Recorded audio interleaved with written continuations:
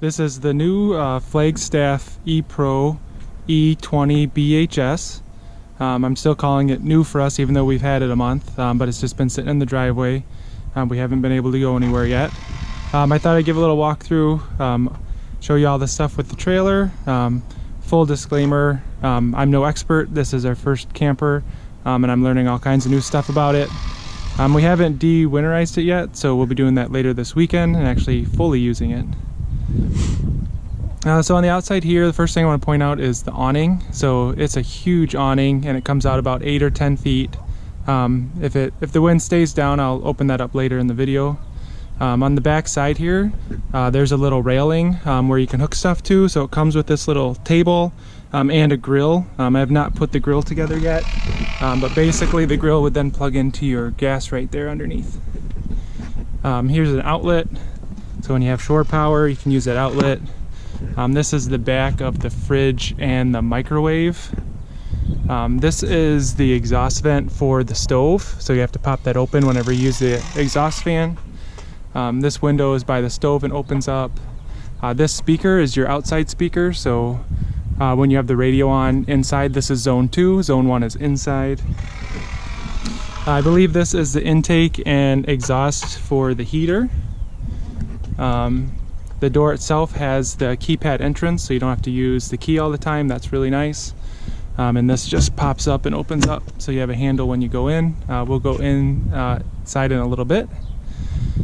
This is the storage in the front. So this pops open. There's a magnet right there, so this holds up like that. I will say that magnet's not super strong. I've had it fall down a couple times when it's windy outside. But there is full pass-through storage here, and this is the bulk of the storage that the trailer has. There's also nice storage in the back, but very limited storage inside the trailer. This is for solar power hookup. There is solar power on the top, but if you want to get an extra solar power, my understanding is you could plug it in there.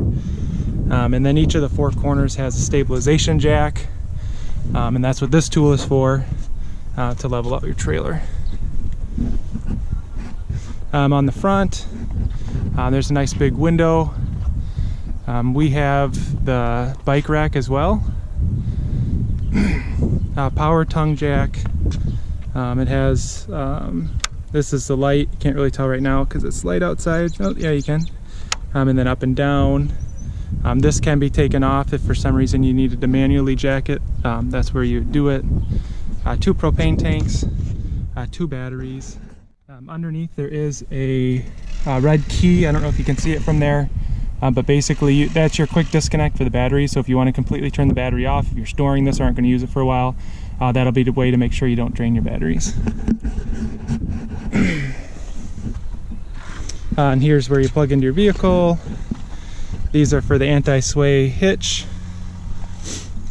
As we come over here, we can see the rest of the pass-through. Behind this is the shower, outside shower.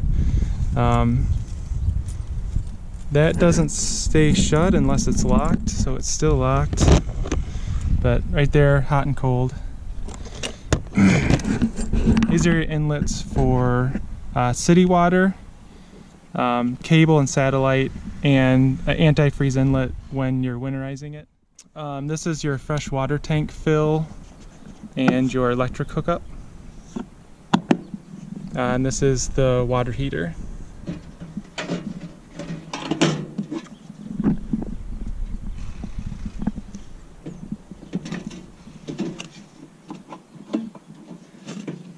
Come on. This whole section slides out. That's the window for the top bunk and the door for the bottom bunk.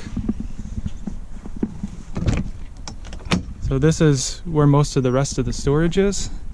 So we have a few things in there now. We found some totes that fit nice. There's also a door back there so you can access it from the inside. And this is the window for the lower bunk, window for the upper bunk.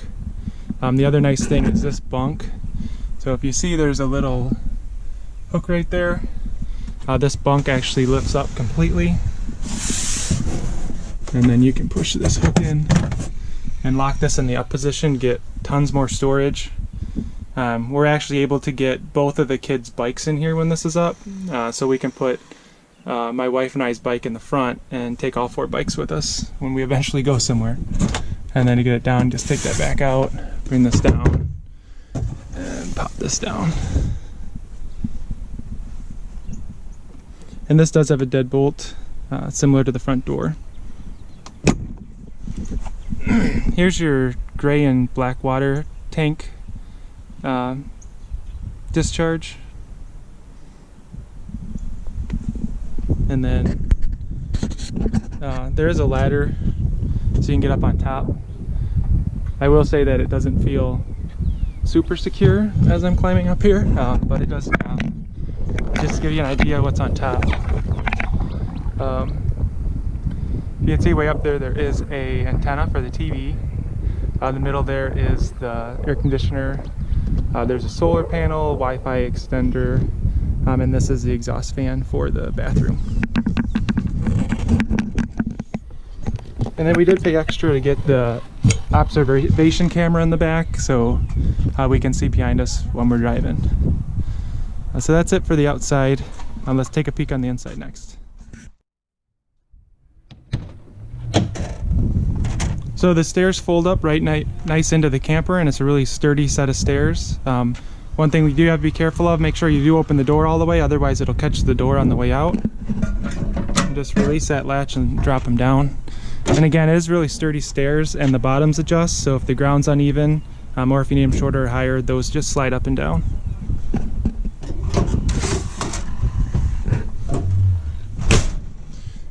With the door, you really do have to slam it tight. The kids kind of have a hard time sometimes getting in and out because of how tight the door is, but I'm assuming over time that'll loosen up a little bit. They do advertise this as being able to get through with the slide out closed, which is true, but it definitely is tight when that's closed. So let's open that up first. The control panel is all here right inside the door. So I'm just gonna do slide out.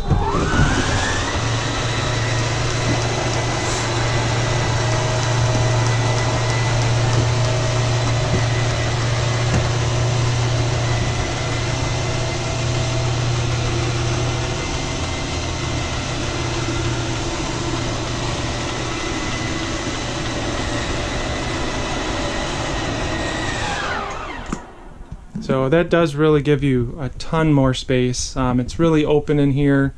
It feels like we have a lot of room. The table is nice and big. Our family of 4 easily fits on there. Kids have been using it to play games and color and stuff since we haven't actually been able to go camping yet. We have spent a couple nights out in here, but haven't actually gone anywhere yet. And the table does fold down into another bed, so it can sleep 6, which is pretty incredible for a small trailer. One of the things we really liked about this trailer is the size. So it's advertised as a 20-foot long trailer. I did measure, it's about 21 feet.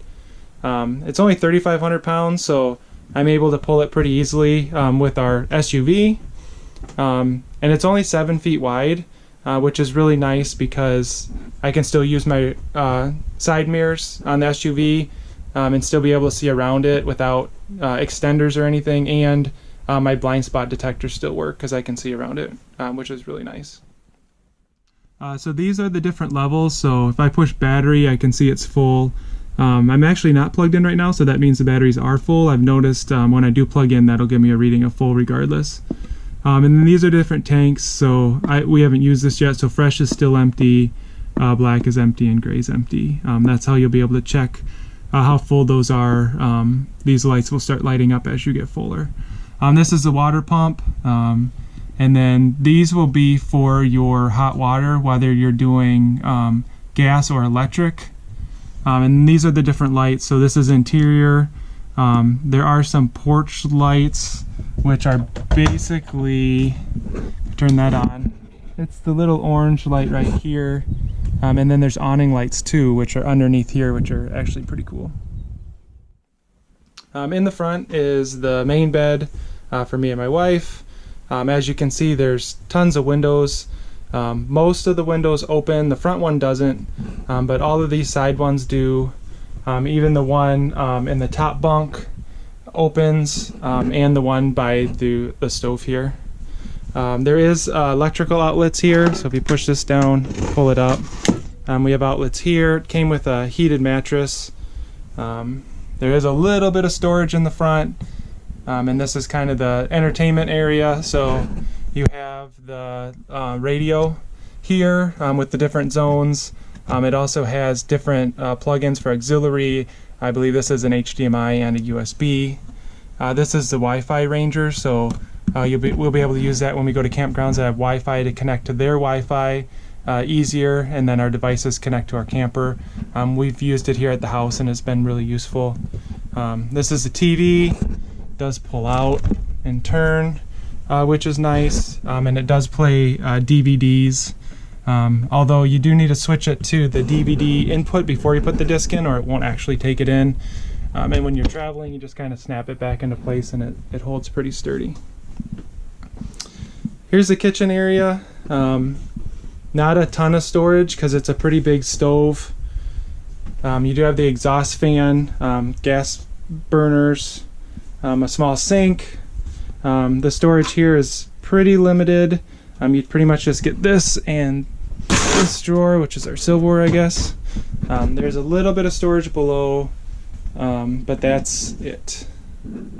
We got a decent sized microwave, which we have used to pop popcorn when we had movie night.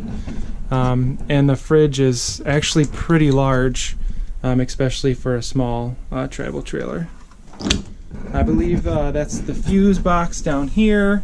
And the carbon monoxide detector, I believe, and then just a little bit of storage here. This is just like a half storage, and then this kind of pantry areas, pretty decent sized storage. You can take some of these shelves out and hang clothes here, but we're not planning on doing that because we need the extra space. If I come back here for a second, forgot to mention, you can see the speakers for zone 1. This is the antenna for the TV, so you can turn the antenna and try to scan for more channels.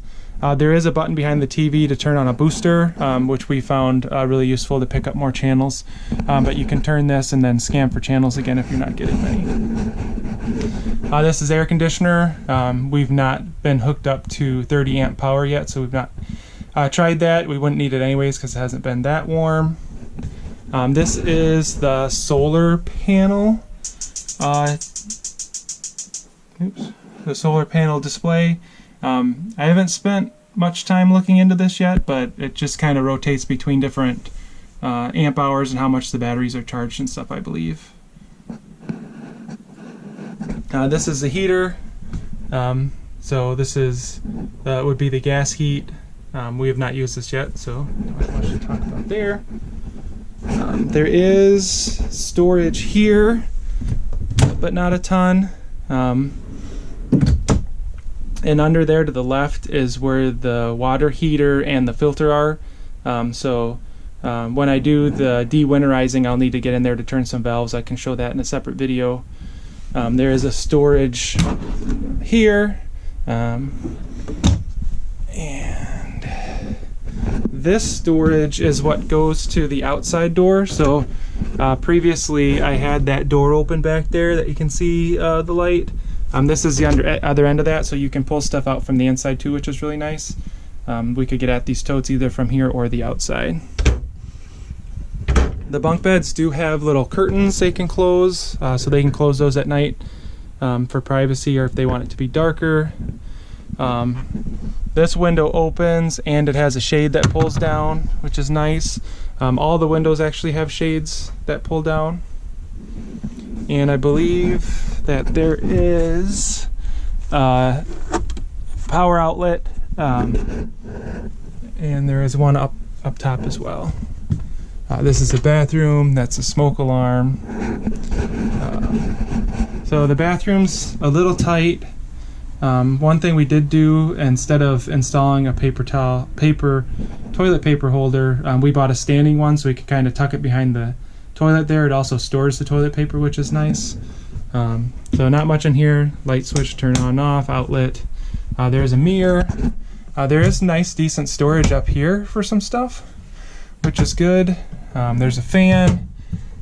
You turn this to crank it open, and then the fan has 4 different speeds. And 4 is pretty intense. It really gets the air moving. We had that on the one day. Skylight above the shower, and then the shower. And it does have a, it's called shower micer, I guess. They did warn me about this. If you're hooked up to city water, you don't want to use this, otherwise you could overflow your fresh water tank, and there's actually a warning right here on that. So I'll have to use this before I know exactly what's going on there, but my understanding is you can recycle the water back into your fresh water tank until it's warm enough, which is good if you're pulling from your fresh water tank, but if you're hooked up to city water, I guess that's a problem because it could overflow your fresh water tank. I think that's mostly it.